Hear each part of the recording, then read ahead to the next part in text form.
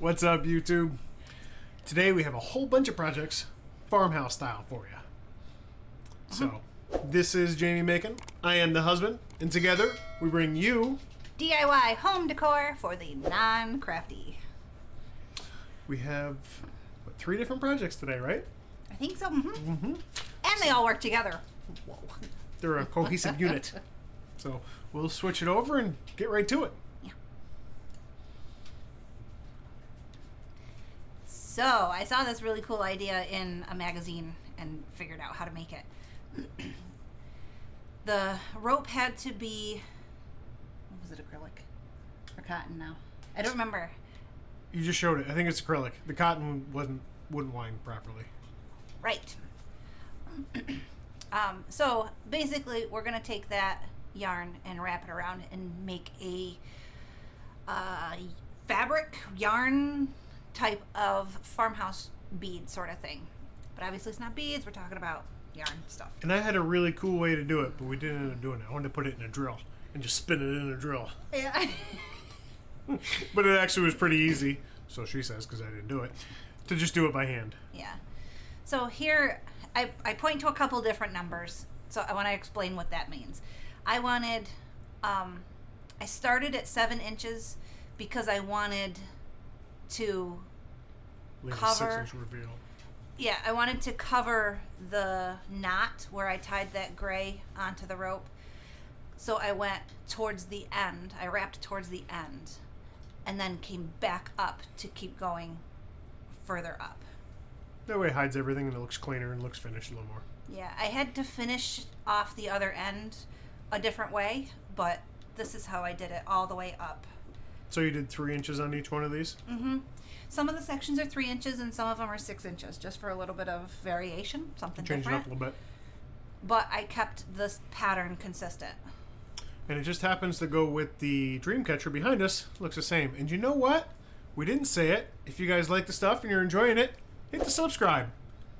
Hit the bell so you know what's going on. Say hi. Mm-hmm. And we're going to start doing lives. So if you hit that bell, you'll know when we're live and you can come ask us questions. Yep. It's going to be Fridays at 10 o'clock. Same time our videos normally go up, but we're going to do it live. 10 a.m. at Eastern. Eastern. Yep. Just to be clear. So the same time you always see our videos go up. Yeah. Whatever time that is.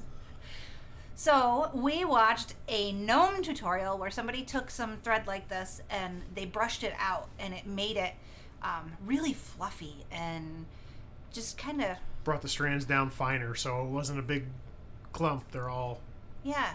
So I unwound the string all together and just started brushing it out. I used the dog brush because it had really fine bristles.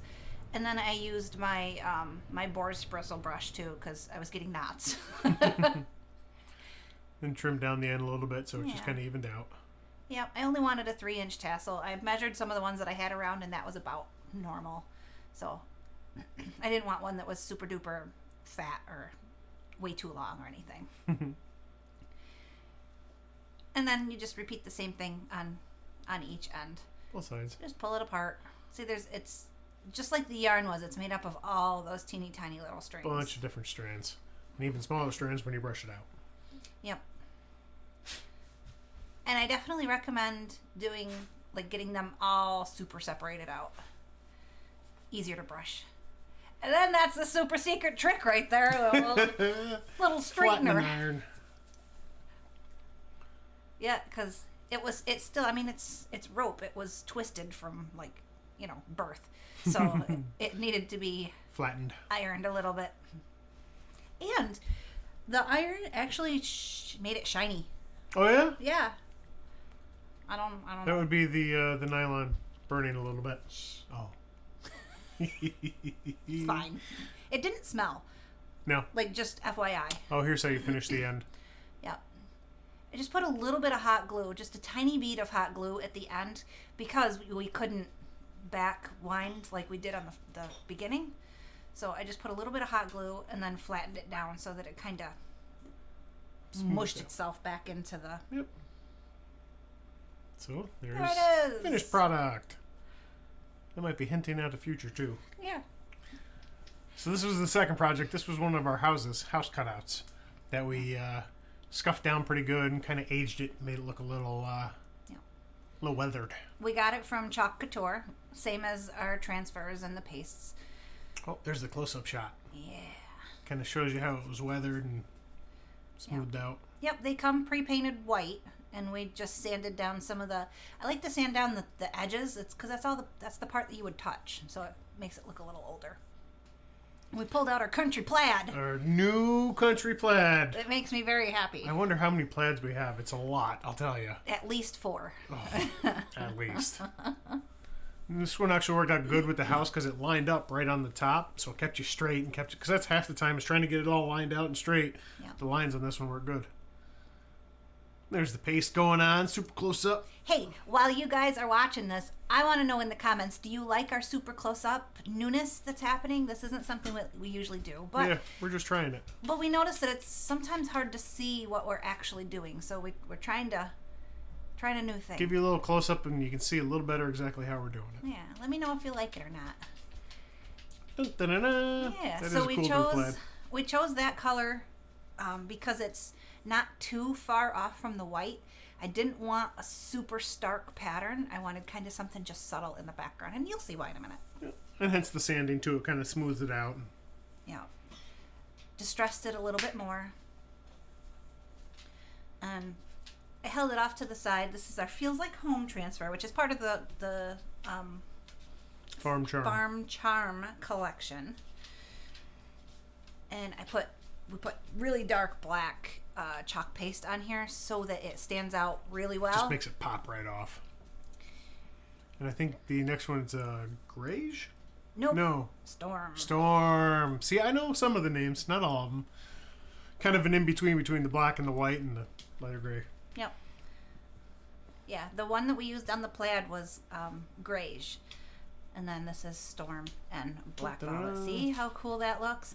It gives it quite a bit of depth and dimension with the sanding and then with the plaid on top and then all the stuff. And then because it was off-centered, I felt like maybe we should do a little twine. Because why not? Just to dress it up a little bit.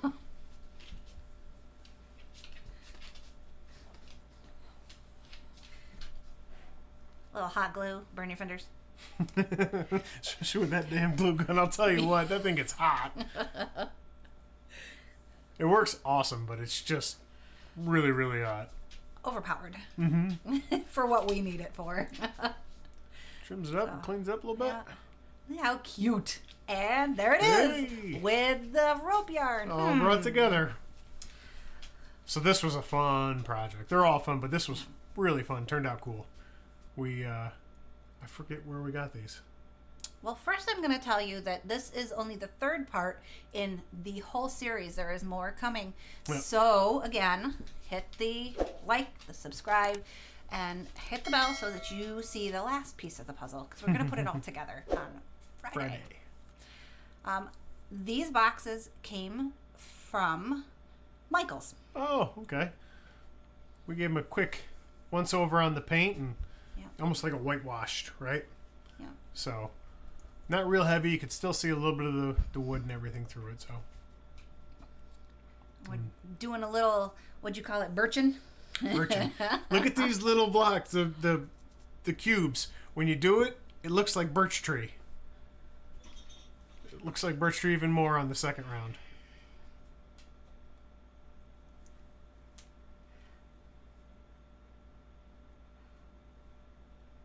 Yeah, we got a little carried away on the lines. It's all right. It looks good because we're going to cover them over here in a minute and sand them, scuff them, and everything. Well, and you just want to, when you're putting them on, we're trying to make it kind of look like wood. So you don't want to be too super uniform. Just go whatever makes you happy. Mm-hmm. Yeah, I was trying to be technical at first, but then just started throwing lines in and a little crooked, a little weavy. Mm-hmm.